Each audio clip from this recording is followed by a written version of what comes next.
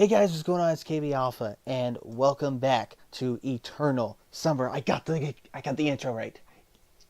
Alright, anyways, when we last left off, we found ourselves in a very different place. It was winter the day before, and now it's absolute summer. And we found this little camp. And oh yeah, by the way, I should mention that we absolutely lost our fucking minds.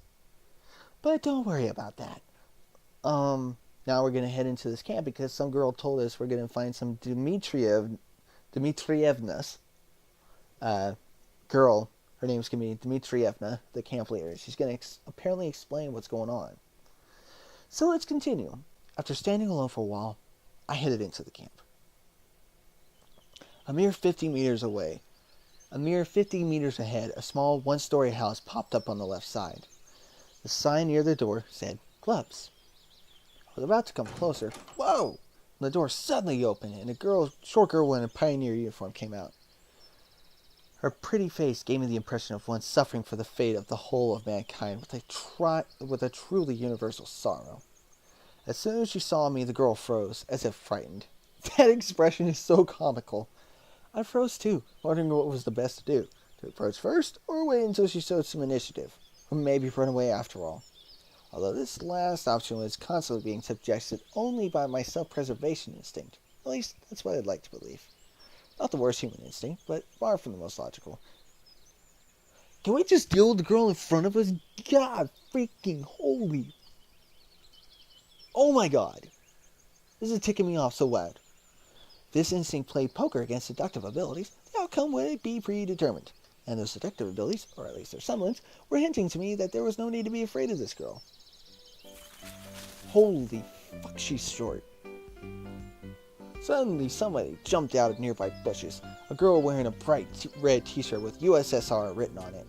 Such a perfect reproduction of the age. She looked quite short from a distance, and was probably younger than both the pioneer girls, the one at the gates and the girl at the door of the clubs. At last I decided to come closer, but the USSR, as I called her in my mind, jumped towards the first girl and started to tell her something while wildly waving her arms. The other girl, in turn, seemed confused and lowered her gaze, remaining silent. I would have probably continued to observe their amusing dialogue, but the USSR suddenly pulled something out of her pocket and started waving it in front of the first girl's face. The face! The faces! This something turned out to be a grasshopper. I can't even do that. The first girl squeaked. She must not be too keen on insects, as she instantly rushed off towards the place where Lenin presumably made a speech about the workers and peasants' revolution. As I say, towards the square. The USSR glanced at me, grinned playfully, and dashed after her. Not a bad start to the day. At least it's not like most visual novels I read where, like, the guy gets instantly yelled at for being some kind of pervert or something. Absolutely no clue where I am, and besides that, there are some kids here role-playing as pioneers. As far as I can tell, this place is located thousands of kilometers away from my home. It might even be a different reality. And this indeed was a reality. I mean, everything around me seems so real. If a little embellished, I was starting to think that, in fact, my previous life could have been just a dream. And what am I supposed to do now? I was picking at the cracked paving stones with my shoe and staring aimlessly at the club's building. Just a few more seconds before I have to come up with my decision. And that's when I recalled myself rolling on the grass weeping. I cringed in disgust. Perhaps it's another instinct, when all energy for whimpering and self-pitying is either used up, the body either goes into hibernation or mobilizes its reserves. Mine seemed to have shown the second option, because out of the blue, I found the determination to figure out what was going on. And in order to do that, I had to act like a man, to maintain the dignity and if a representative of my own world. Yeah, you did a fine job of that, dude. I followed the path to the left, on the right side of which stood small cabins, apparently the homes of the local pioneers. But actually, they looked quite cozy from the outside. Even though I was born in the Soviet Union, I had never been part of its children's organizations, neither the pioneers nor even the Young October children. Imagine the daily life of a typical pioneer camp a bit differently. Huge barracks with long rows of metal bunks, wake-up call at 6 o'clock, played by a siren, 1 minute to make your bed, join the formation at the drill square. This sounds a lot like basic training. Or wait, could I be confused? That's exactly what I just said. Suddenly, something struck me in the back. I staggered but remained on my feet, and turned around and prepared to fight heroically for my life. I told you we were going to be called a pervert or something, but all I found was another girl standing before me. My mouth hung open in surprise. Pick your jaw up off the ground. I closed my mouth. The same pioneer uniform, but the way she was wearing it looked, let's say, provocative. Like all the girls I have met here before, this one was rather cute, but her overly arrogant expression killed any desire to get to know her better. New here, are you? Fine. See ya. Fine. See ya. She threw a threatening glance at me and walked past. I waited for the pioneer girl to turn the corner. Who knows what else she might have been up to. The most interesting thing was that even this hostile girl seemed completely normal to me. She did not give off the feeling of some deadly danger. Except maybe the danger of getting punched in the nose, or the nads. You never know. Oh, that looks cool. At last, I managed to make it to the square. There was no Lenin on an armored car, although one could easily expect something like that after all this had happened. Instead, however, a monument to a certain comrade towered in the middle of the square. The letters on the pedestal said, Genda. Must be some figure in the party. There were some small benches at the sides. It's quite pleasant here. Where did that girl tell me to go? To the left or to the right? To the left, to the right, to the left, to the right. Why am I going there anyway? All right, I've decided to pretend to be normal. So, to the... She clearly said left, dude. Through a small grove. I came out at a pier. I must have taken a wrong turn. Clearly. Hey, wrong way! I turned towards the voice. Hubba, hubba. Hi. That first girl stood before me. Now, what did I tell you? Take a left at the square, wasn't it? She changed from her pioneer uniform into a bikini. Oh, I still haven't introduced myself. My name is Slavia. Actually, my full name's Slaviana. Everyone calls me Slavia. So you can too. Yeah. I still felt a bit confused, so I could not come up with more meaningful answers. And what's your name? What's your name? Sorry, I forget the voices. I probably should just stick to one voice for the main cast and then one voice for this guy. I'm not that good at doing voices, so whatever. I felt like she could see right through me. Semyon. Nice to meet you, Semyon. Alright, I'm almost done here.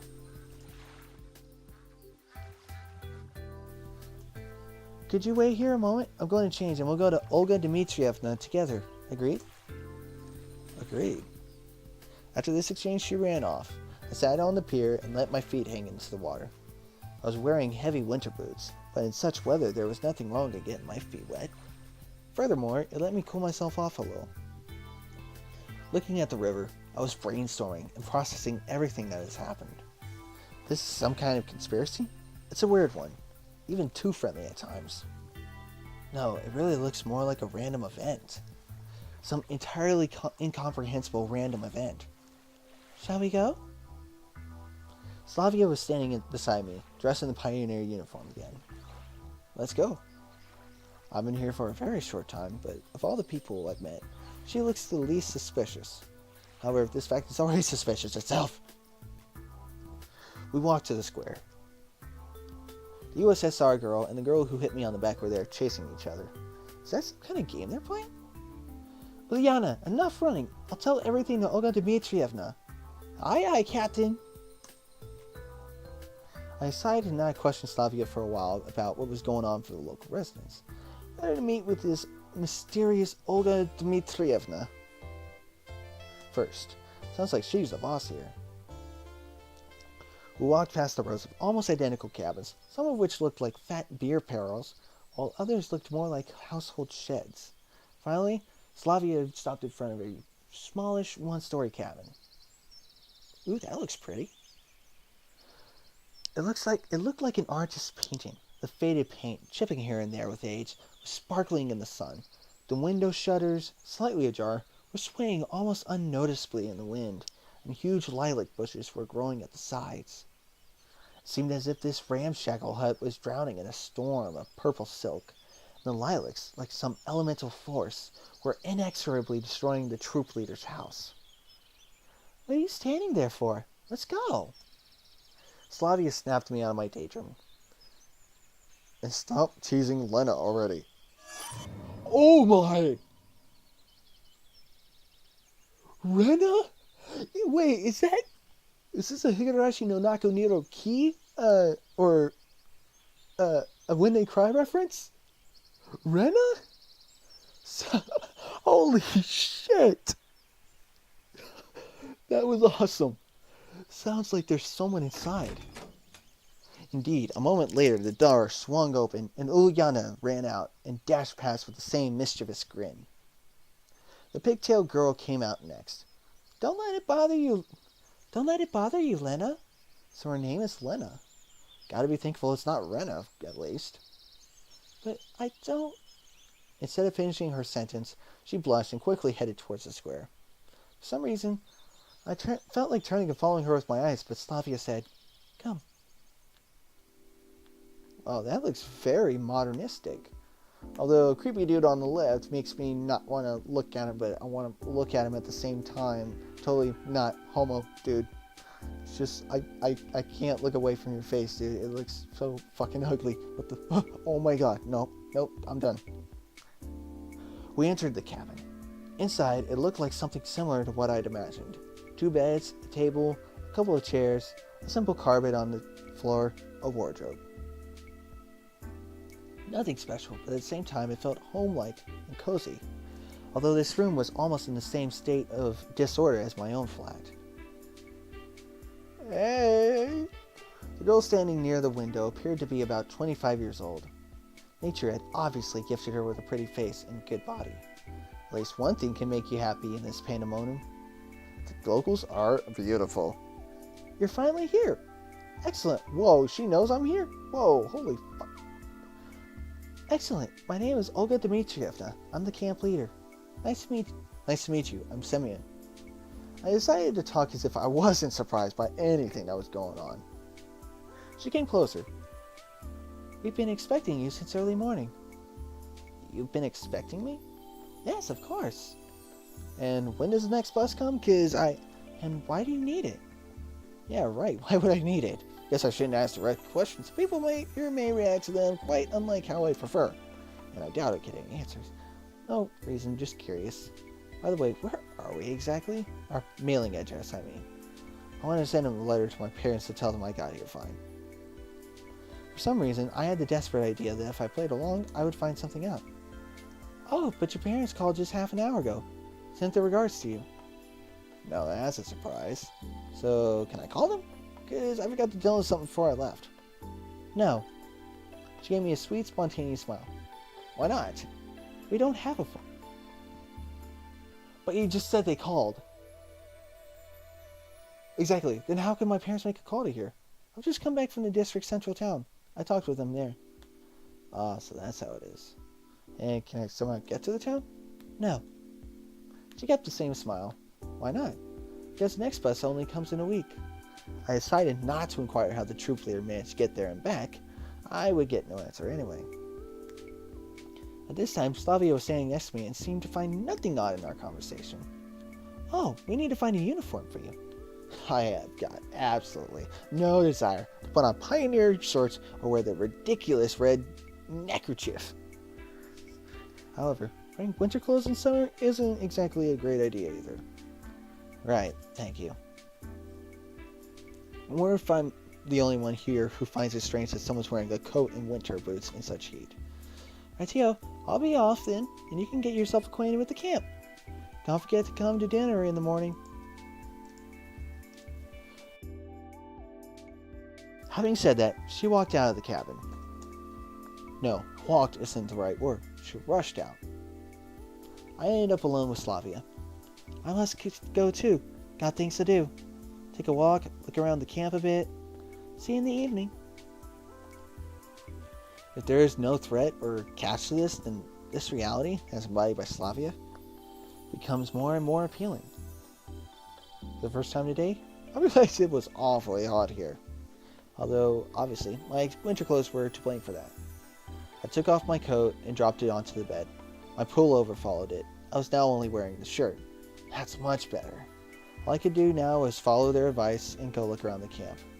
I'll try to find something out in the meantime. We're just going to leave our crap in someone else's flat. That is smart. Passing the local residential district, I saw a pioneer guy coming my way. And it was really a pioneer guy, not a pioneer girl. Apparently, there were even men in the kingdom of Amazons. Hello, you're new here. You must be Semyon, right? And how do you... Everyone knows you're Omri. I'm Electronic, by the way. The real one. You can call me that. Electronic was a robot character appearing in a popular Soviet film and book series. He looked like an exact copy of a school kid named Sergei Chizikov. Electronic, the real one. Things were going from crazy to completely insane. Alright. Liana also calls me Cheesy. Cheesy? On toast with mushrooms? Because my last name is Chizikov. Ridiculous names. I see. Let me show you around. I accepted his offer, as it would have taken much longer to get to know this place alone. Alright, let's go. We ended up at the square again, as if this place was all there is to the camp. Lena was sitting on one of the benches, reading some book. Electronic confidently approached her. Hello, Lena. Meet the new guy, Semyon. He started briskly. Hello. Well, you could say we've already met in a way. Yes. She looked away from the book for a moment, glanced at me, blushed, and went back to reading, as if not noticing that we were still here. I've said several things. I'd say that I find girls that play guitar sexy, but I also have a thing for shy girls. I don't know why. Blushed and went back to reading, as if not noticing that we were still here. Alright, let's go on. I was at first surprised that meeting this girl was reduced to a couple of words, but then I thought it was better that way. Electronic's vigorous activity did not fit well with Lena's shyness. Let's go.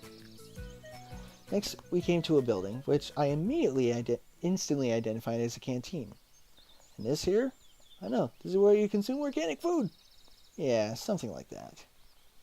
On the canteen's porch sat the unfriendly girl who hit me on the back earlier. At the sight of her, my joking mood vanished in the blink of an eye. Really, now is not the best time to be pulling this guy's leg, even though he is quite hilarious. First, I need to figure out what's what here, or at least where I am. This guy is my new best friend. Her, over there, that's at least a Be careful around here. Be careful around her. His face. His fucking face. He spoke in a whisper. Don't ever risk calling her Tvache. Tvache. She doesn't like that. What did you say? What did you call me? She must have heard him. In the blink of an eye, Alyssa jumped down from the porch and dashed towards us. Alright, you'll manage from here onwards. Electronic twos. I'm gonna do nothing. I'm just gonna let him take his punishment. Alyssa, running past, stopped for a moment and growled. I'll deal with you later. Deal with me? What did I do wrong? I had a guilty smile to my words. What am I guilty of? She made no reply and continued chasing Electronic. I like this girl. Mainly because when I listen to that, I get mad metal music playing in my ear. Looks like I'll have to kill time alone, waiting for dinner. I decided to go east. At least in the direction where east would be in my world. Soon after, I found myself near a football pitch. A game was in full swing there. I guess watching it for a bit wouldn't do any harm. My childhood in 10 years, I was not a bad player myself, and even thought of going professional, but a few injuries in a row killed my desire to risk my health for the sake of uncertain chance in the game. Kids of different ages were running around the pitch. I could see a boy of about 10 and a girl of about 14 years old. A girl. Hey, that's Ilyana! Alright, so she plays football. What's so surprising? She seems the restless one after all. I was standing quite far from the pitch, but she still noticed me. Hey, you! Ilyana shouted. Want to play? I didn't know how to answer. On the one hand, running around for 10 minutes is no big deal. On the other hand, any wrong move now in my situation could be my final one. But in any case, my attire wasn't suitable for this weather. If I played in winter boots and warm jeans, I would sweat like a pig. Playing barefoot and without jeans would be simply unethical. Maybe another time, alright? I shouted in response, turned back around, and walked back. I was followed by Ilyana's screams about my pants or about me being a pansy or something like that. ... Evening was falling, making me feel tired and empty after a day wasted with no real purpose. I came back to the square, sat down on the bench, and gave an exhausted sigh. I'd better sit here and wait for dinner. After all, it's easier to search for answers when you're not hungry. They do give food to the people here, right? You know, it's curious how the simplest human needs can break the will to ponder on things, to strive for something. For example, I feel hungry now, so I care much less about where I am or what is happening to me. Could great people be also affected by this? In that case, how did Spartacus start the slave uprising in ancient times? I can only conclude that I am not a great person, and it does not really matter what mechanism I serve as a gear in: society, the Matrix, or a weird pioneer camp. My thoughts were interrupted by the sound of bells chiming from a loudspeaker on a light pole. Must be the dinner call. And we will eat dinner in the next episode. So thank you guys so much for watching. If you will, go ahead, leave a like, comment, or even subscribe. Really helps me out as a YouTuber. And by the way, just wanted to say thank you guys so much. We recently hit 25 subscribers. I know that's not a lot of that's not a big number for a lot of people, but for me it's something big. So thank you guys, all you guys that watch my videos on a regular basis. And as always, I will see you on the other side. Peace out.